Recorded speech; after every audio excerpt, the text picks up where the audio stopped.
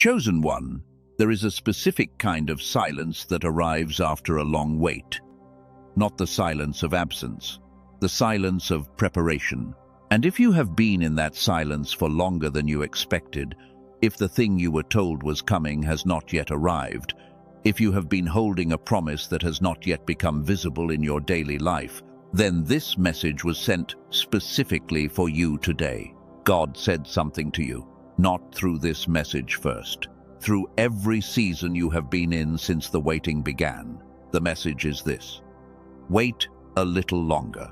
Not because what was promised has been delayed without purpose, because what is being prepared for you cannot arrive before the preparation is complete, and the preparation is almost complete. I know what I just said will land differently for different people. For the person who has been waiting 6 months, the phrase almost complete may feel encouraging. For the person who has been waiting 6 years, it may produce a more complicated response. Because the person who has been waiting 6 years has heard that phrase before, has felt the nearness of the turn before, and has watched the turn not come in the season they expected. I am not asking you to feel encouraged by those 2 words before I show you what I mean. I am asking you to stay in this message long enough for me to show you the specific evidence that the season is turning. Evidence that is already visible in your life if you know where to look for it. I want to speak about the architecture of a surprise, not a surface surprise, not the kind that arrives without warning and changes nothing beneath the surface. The kind of surprise that was assembled quietly over a season, using the specific material of your waiting period to build something that is precisely fitted to who you are and what you are ready for. That kind of surprise has a specific structure. It requires time, not the impersonal time of a delay without purpose. The specific time it takes to align the people, the circumstances, the internal readiness, and the external position. All 4 of those elements have to arrive at a common threshold before the surprise can fully manifest. And the most common reason a surprise of this magnitude takes longer than the person expecting it can understand is that one or more of those 4 elements is still in transit toward the threshold. The waiting is not abandonment. The waiting is assembly. The person who understands this about their waiting season responds to it differently than the person who experiences it as delay. The person who understands it knows that the length of the wait is not a measure of the distance between them and the promise. It is a measure of the complexity of the preparation. A surprise that is simple to assemble arrives quickly. A surprise that is precisely fitted to who you are and what you are ready for, and what is going to change your face, takes longer. Your face. I am going to come back to that. But first, I need to show you something about the specific season you have been in. What God has been doing in your waiting season is not the thing most people assume is happening when they are waiting. Most people in a long waiting season assume one of 3 things. The first assumption is that they did something wrong, and the delay is a consequence. All 3 of those assumptions share a common feature. They all locate the cause of the waiting in something the person did or did not do, in something about them that is insufficient, in something that needs to be corrected before the promise can arrive. I want to show you why all 3 of those assumptions are wrong, and I want to show you what is actually happening. Because what is actually happening is categorically different from all 3 of those interpretations, and understanding the difference will change how you are holding the waiting right now. The correct interpretation of a long waiting season in the life of a chosen one is this: the waiting is not about what you did or did not do. It is about what you are being fitted to carry. The assignment that is waiting for you on the other side of the surprise is not a generic assignment. It is a specific assignment that was designed for the specific version of you that the waiting season is producing. And the waiting season will not end before that version of you is complete enough to carry the assignment without being broken by it. I need to speak about the face now.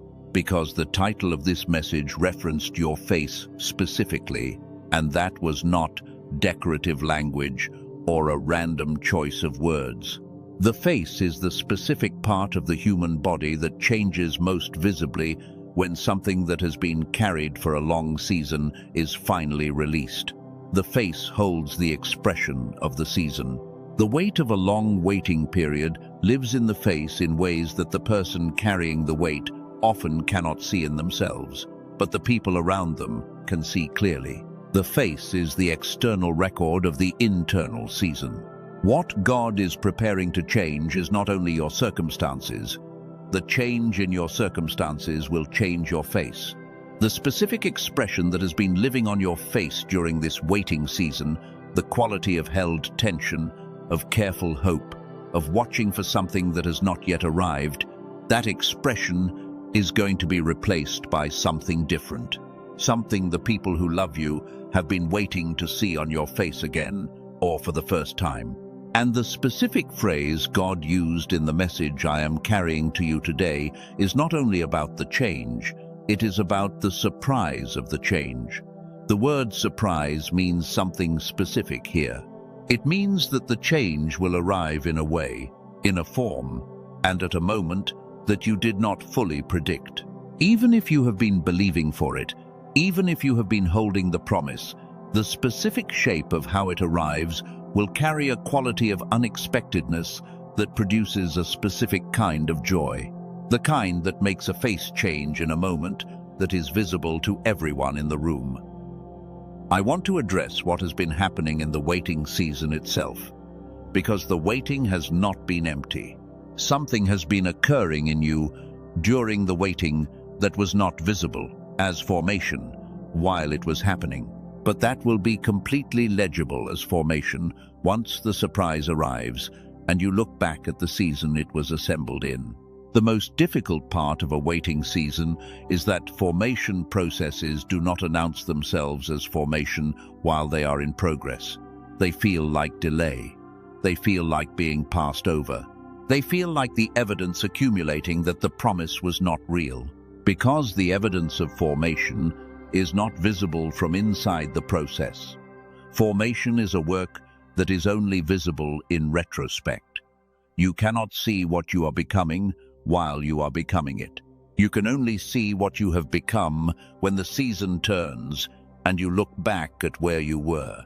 You are very close to the turn of the season.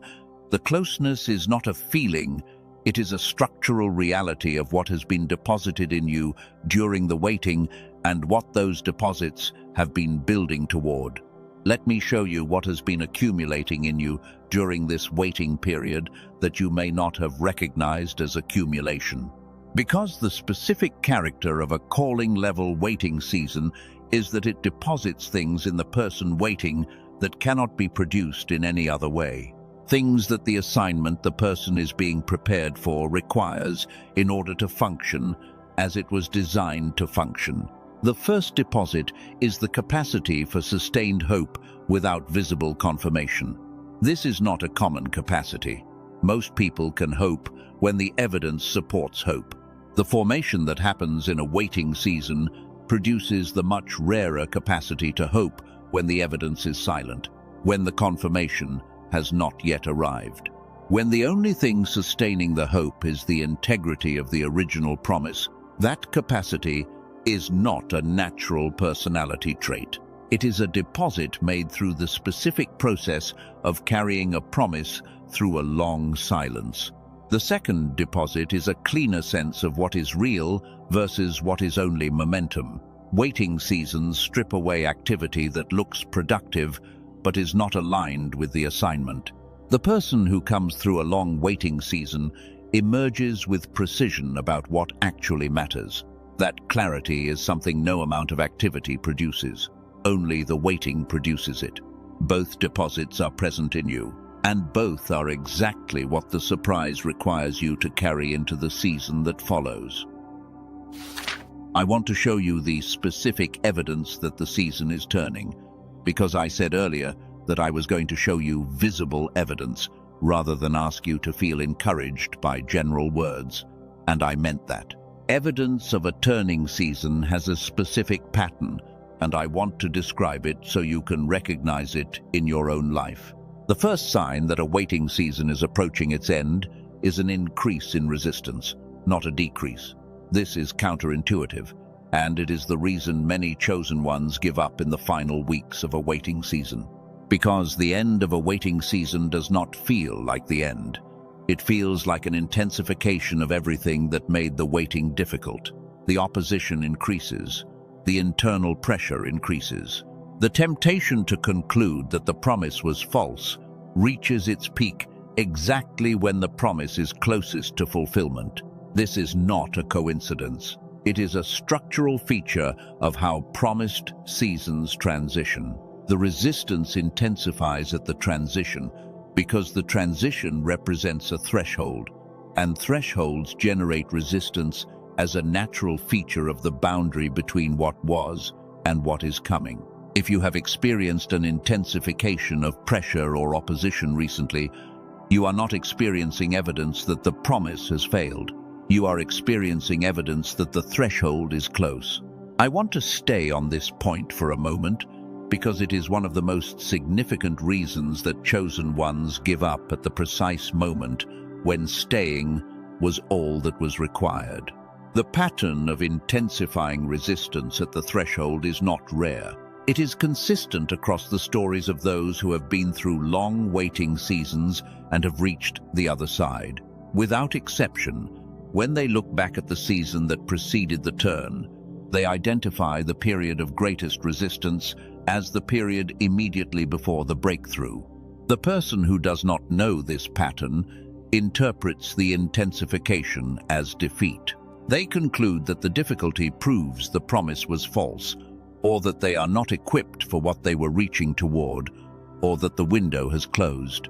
All three of those conclusions feel completely logical in the season of intensified resistance. None of them are accurate. The intensification is the final examination, not a punishment, an examination.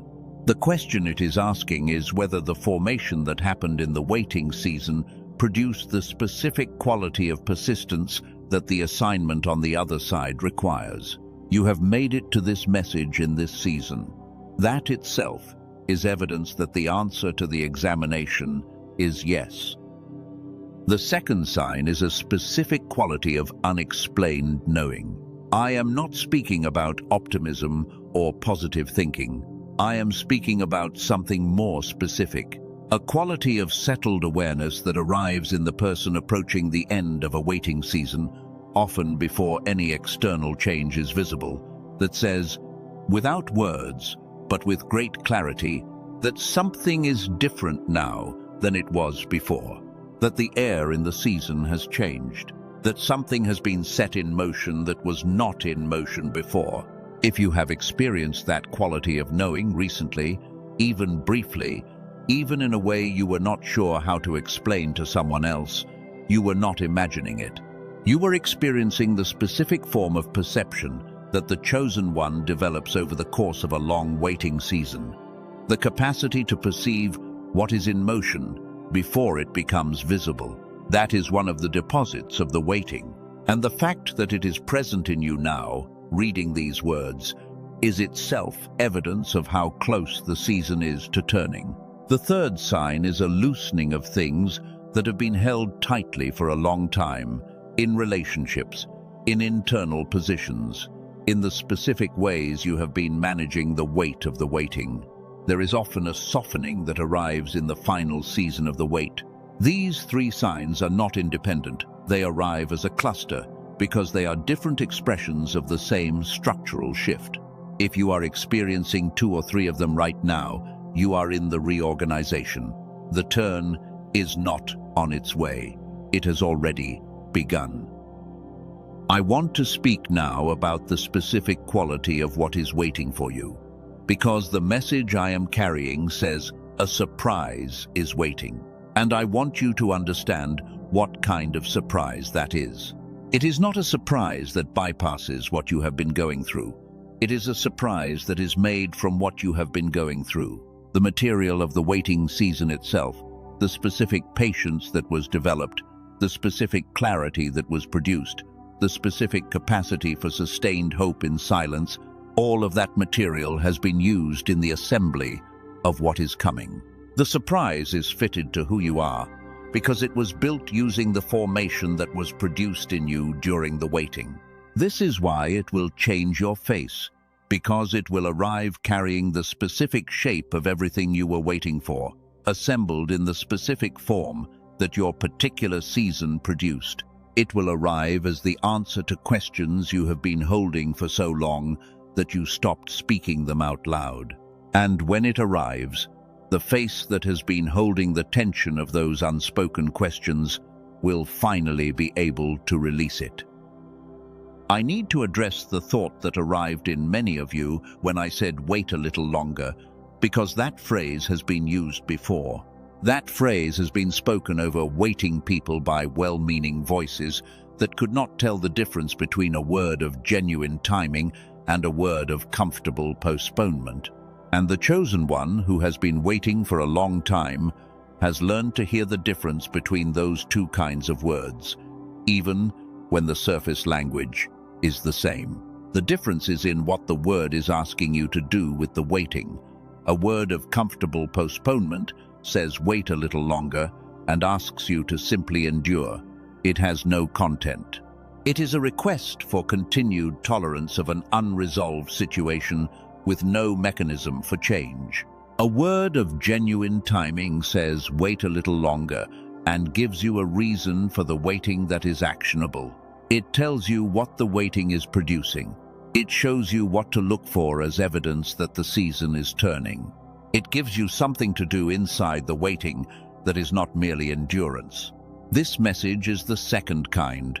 The waiting is not endurance without purpose. It is preparation with a specific output.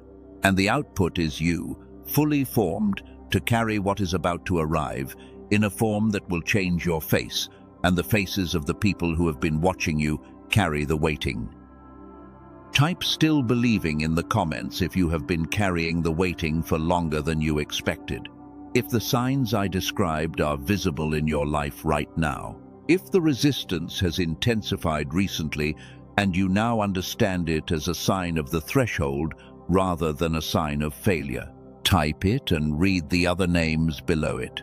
Because the chosen one, who is in the final season of a waiting period, is rarely surrounded by others who understand what they are carrying.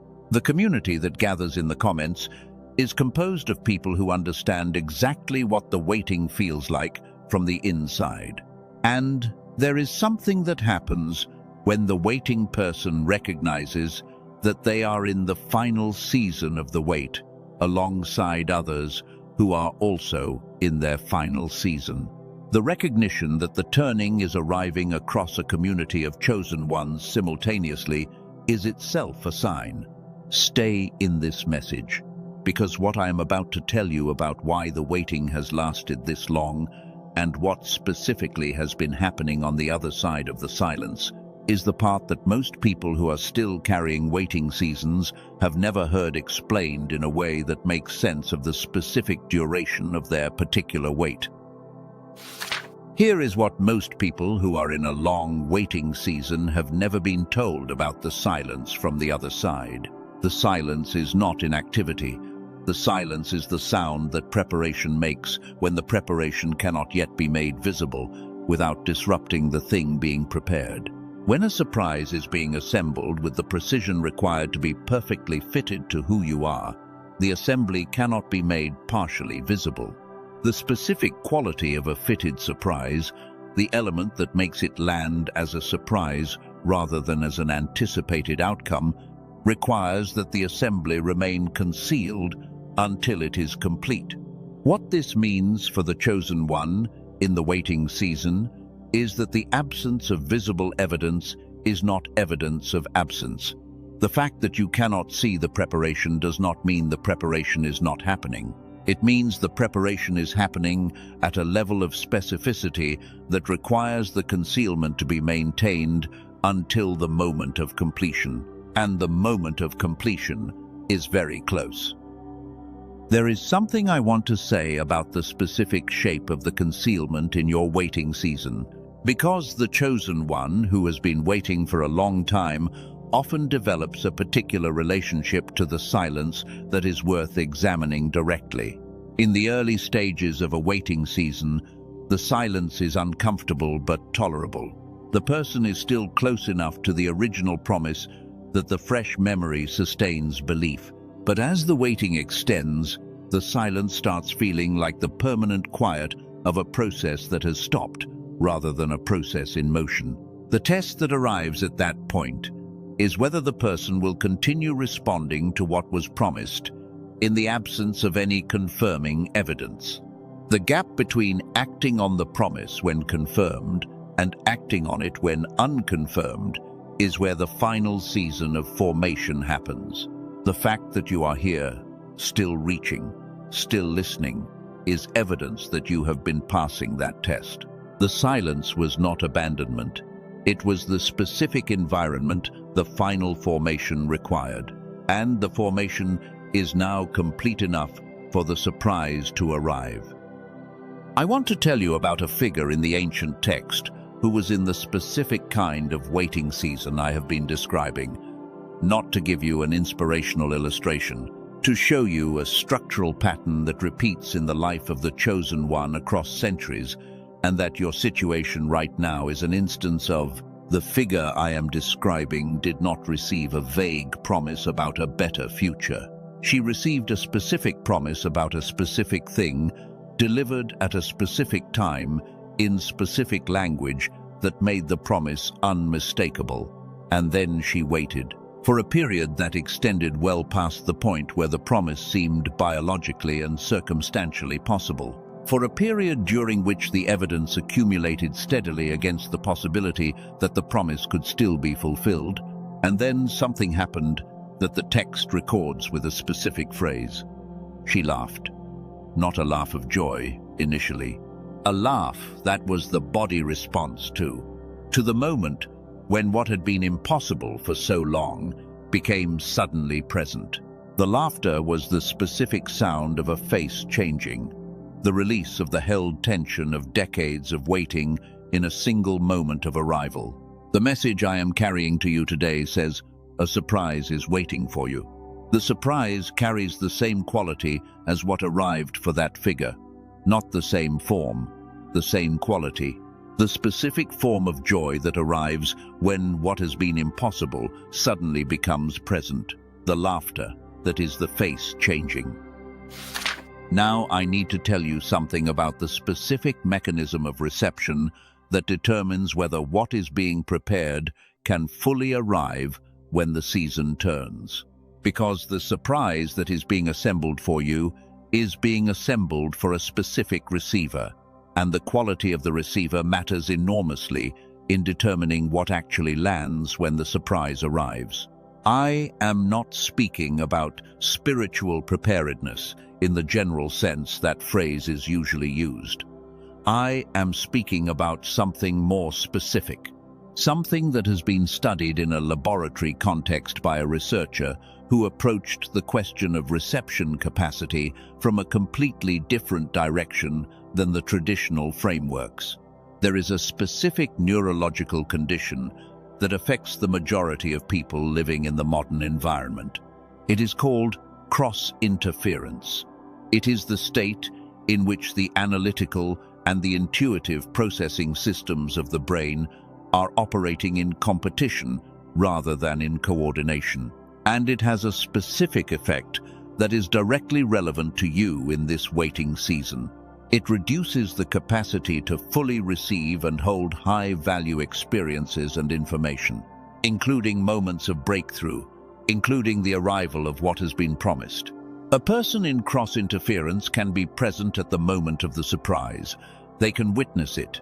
They can feel the initial impact of it. And they can still fail to hold it fully, fail to integrate it at the depth it requires, fail to let it do the complete work of changing what it was designed to change, because the receiver was not operating at the capacity the moment required. I am telling you this because the surprise that is coming for you is too significant to receive at partial capacity. And I am telling you because the researcher I mentioned, Dr.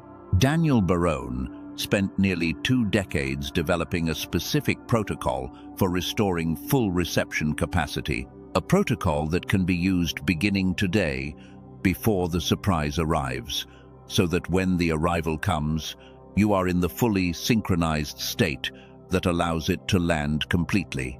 The name of the protocol is the Genius Switch, and what it specifically does is restore the coordination between the analytical and the intuitive processing systems so that they are operating together rather than in competition. That coordination is what enables the moment of the surprise to land at full depth rather than at the reduced depth that cross-interference allows. The link to access it is in the description below. I am going to come back to this in more detail in a moment, but I want you to hear it now because the waiting season gives you the specific gift of time to prepare before the arrival, and the preparation I am speaking about is available to begin today. I need to speak directly to the chosen one who, upon hearing that something needs to be restored or prepared in them before the surprise can be fully received, felt a familiar discouragement. The feeling that there is always one more thing to fix, one more condition to meet before the promise can arrive. That is not what I am saying. The surprise is coming whether or not you do anything. The timing of its arrival is not conditioned on the quality of your reception. What I am saying is that the quality of the reception determines how much of the surprise actually lands and changes you and stays changed. The arrival itself is not in question. What is in question is whether the receiver is prepared to let it land at the full depth it was designed to reach. This is an important distinction because the waiting season has already included enough conditional language. Enough, if you do this, then that will come. The surprise that God is sending is not conditional on your performance, but your capacity to receive it fully, to let it change your face and keep it changed, to integrate the arrival at the depth it was designed to reach.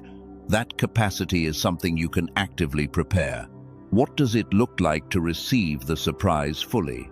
Not as a concept, in the specific, practical experience of the person who has been waiting and who arrives at the moment of the arrival prepared. The person who receives the surprise in the fully synchronized state experiences the moment differently than the person who receives it in cross-interference.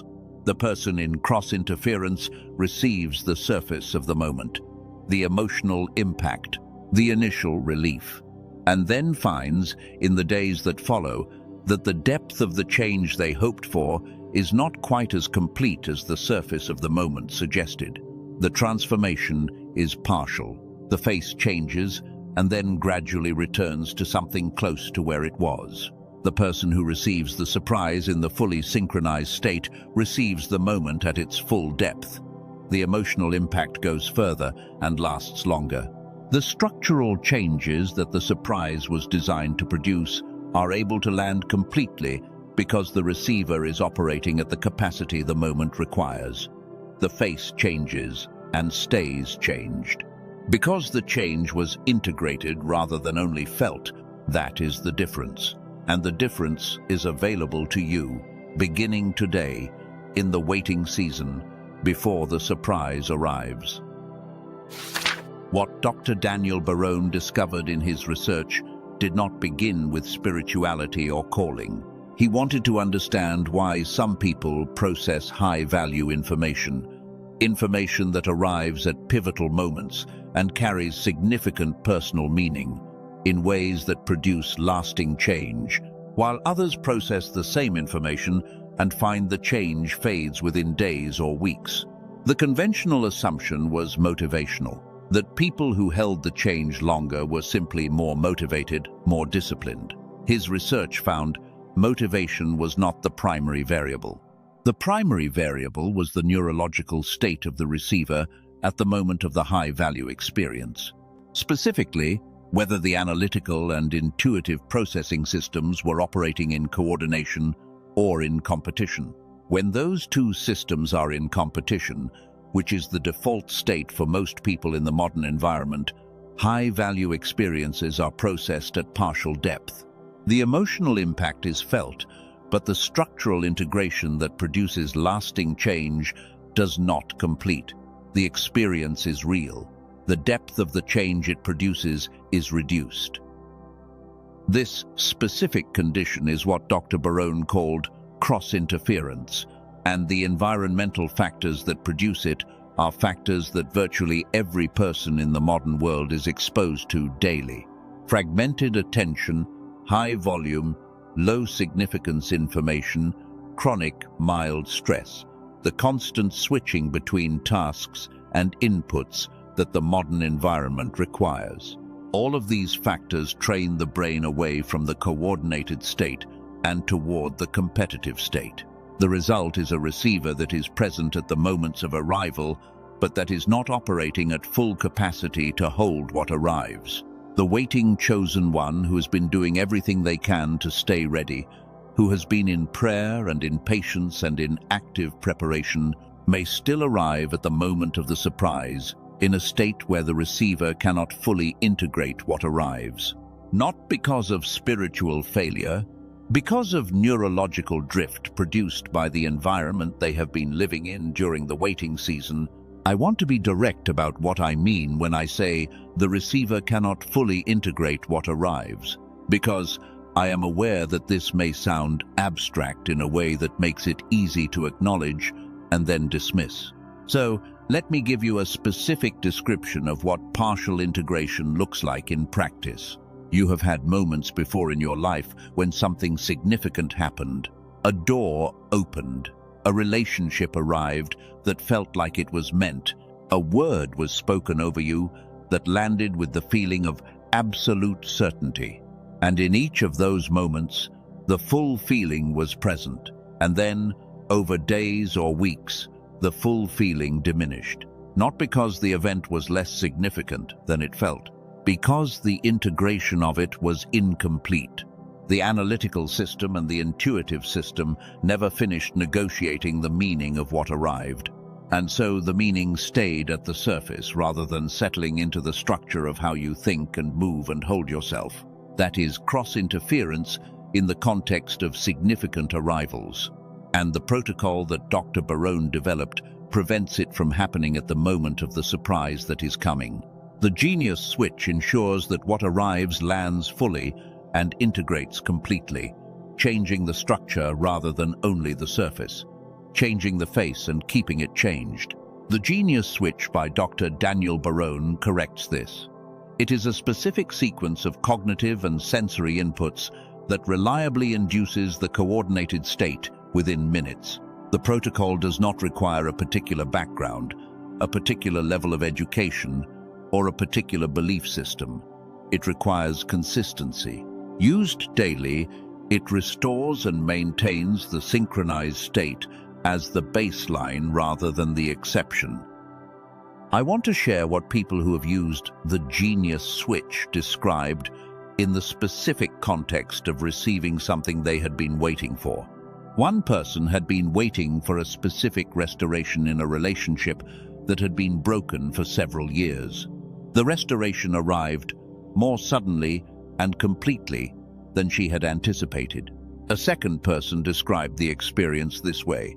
He had been in a season of financial waiting that had lasted longer than he had believed it could when it began. The breakthrough he had been waiting for arrived, and he described his experience of it as being able to hold the reality of the change without immediately reverting to the patterns of thought that had characterized the waiting season. The shift, in his words, felt integrated rather than visited.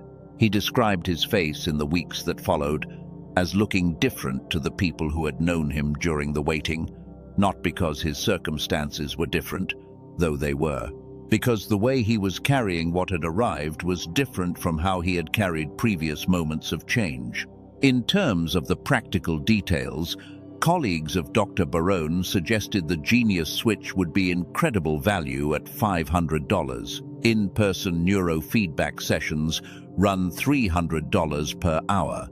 Home neurofeedback equipment runs $7,000. The protocol was released at $49.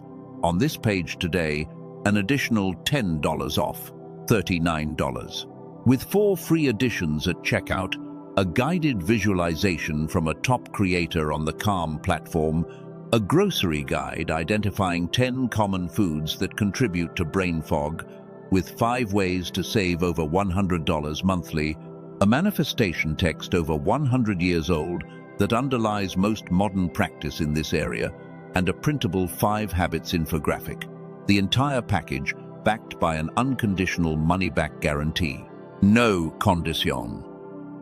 Every week, the synchronization stays disrupted is another week. The arrangement God has prepared moves through a receiver operating below its designed capacity. Not because the arrangement is withdrawn, because the depth of reception determines the depth of the arrival. What is coming deserves the full version of you. One thing worth naming directly. If you search for anything with a similar name in other places, you will find things. The team of Dr. Barone studied them. Most carried no clinical neural synchronization protocol embedded at all. The mechanism is what makes the difference, and the mechanism only exists in what the team of Dr. Barone built. The page linked in the description below and in the pinned comment is the only verified source for the authentic protocol. The link to the program is in the description and in the pinned comment. What is coming deserves a receiver that is ready for it. I want to address the question that some of you are holding right now. The question that sounds like this. What if the surprise that is coming is different from the specific thing I have been waiting for? What if the preparation I have been going through is for something I have not yet fully understood? That is a fair question, and the answer is this. The surprise that God assembles is almost never the exact shape the waiting person pictured while they were waiting. It is almost always more fitted, more specific, and more complete than the image the waiting person had of it. The person who has been waiting for restoration in a relationship finds that the restoration arrives with a depth of understanding that the original relationship before the break did not have. The person who has been waiting for provision finds that what arrives carries a quality of stability that exceeded what they had before the waiting season. The surprise is better than the expected version of the answer. It was assembled using the material of the waiting season itself, and the waiting season produced in you the capacity to carry a fuller version of the answer than you could have received before the waiting. Your face is going to change, not into the face of someone whose expected hope arrived, into the face of someone whose surprise exceeded it. Before I bring this message to its close, I want to speak about 3 specific people, 3 versions of the chosen one who is receiving this word today. Because the waiting season looks different depending on the specific shape of what you have been waiting for, and I want this word to land in the version of your experience that is actually yours. The first is the person I will call the long waiter. This is the chosen one who has been in the waiting season for so long that the original memory of the promise has begun to feel distant, who has been through cycles of encouragement and discouragement so many times that a fresh word about the surprise being close produces a specific kind of careful response. Not unbelief, careful management of hope, protecting the core of the belief from the risk of another cycle that ends without the arrival. To the long waiter, I want to say this directly. The length of the waiting is not evidence against the reality of what is coming.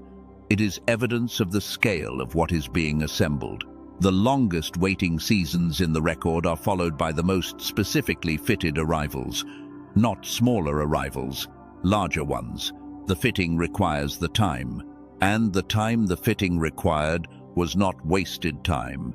It was the time the fitting cost. What is coming for you is worth exactly the length of time it has taken. The second is the person I will call the face about to change.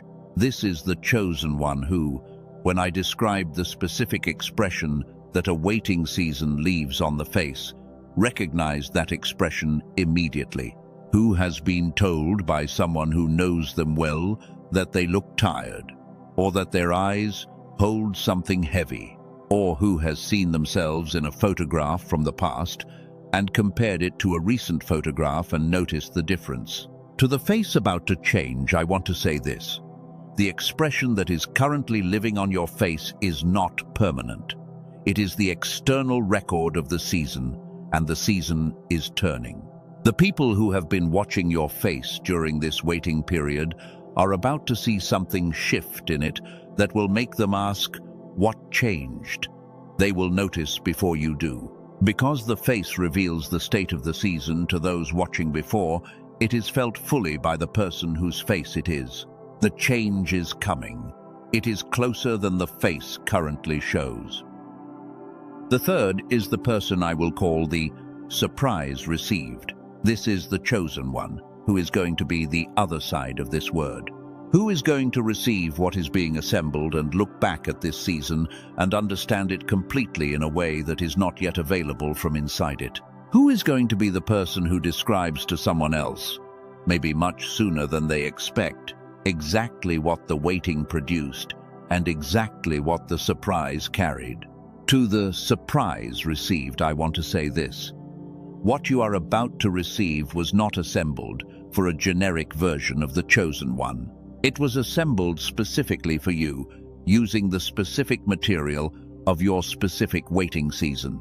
No one else in the history of called people has been through the exact sequence of experiences you went through on the way to this turn, and what is coming carries the specific shape of that exact sequence.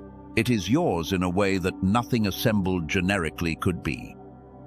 There is a specific practice for the final season of the wait, a way of moving through the remaining time before the surprise arrives that honors what has been accumulated and prepares the receiver for the arrival. The first part of the practice is this.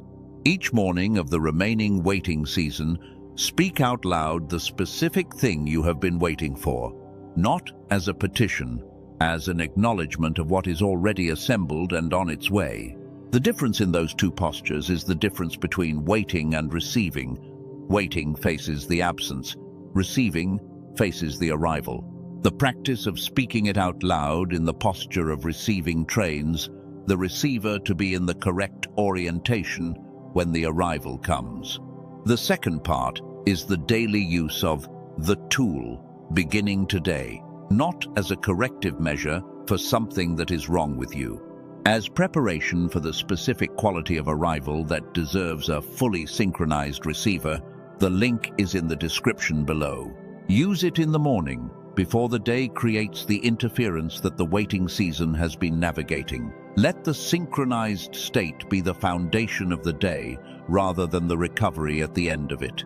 The third part is a decision about the face, not about how to look, about what to allow the face to do with what is moving in you.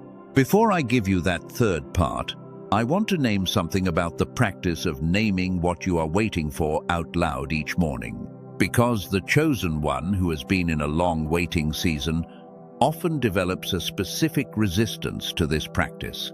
The resistance sounds like this.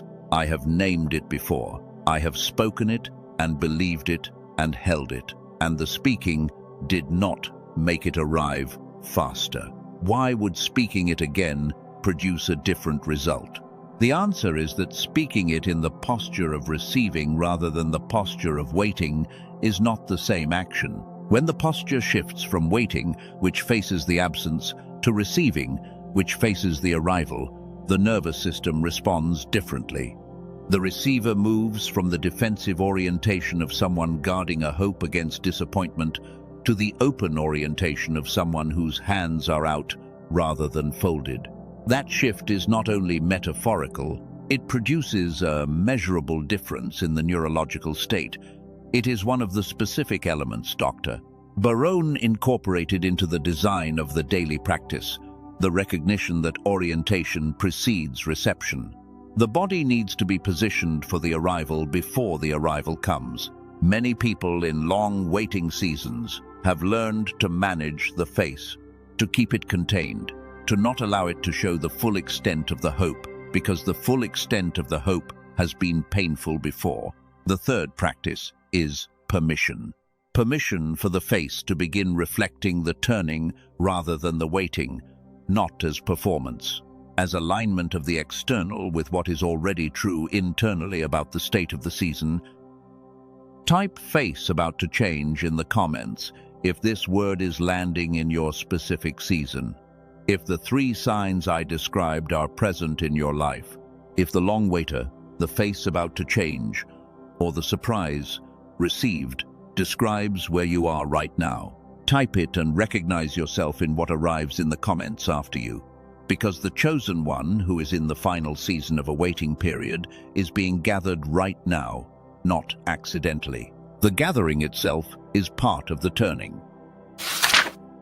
Now, before this message closes, I want to say one thing that is more specific than anything else I have said. You were not forgotten during the silence. I want you to hear that in the exact language I am using, rather than in the general form of it. Not that God was watching from a distance, not that the promise was stored somewhere waiting for the right conditions. You were not forgotten. The preparation that has been happening in the silence was not impersonal preparation. It was personal preparation. Every specific difficulty of your waiting season, every specific deposit that was made in you through the carrying of the promise through the silence, was known and intentional and fitted to who you are. The surprise that is waiting for you is not a generosity extended toward you. It is a precision delivery. It was assembled by someone who knows exactly what your face looks like when you carry the weight of a long wait, and who assembled what is coming specifically to change that expression. Wait a little longer. What is almost complete is worth what the waiting has cost you. Your face is about to change, and the people who love you are going to see it first.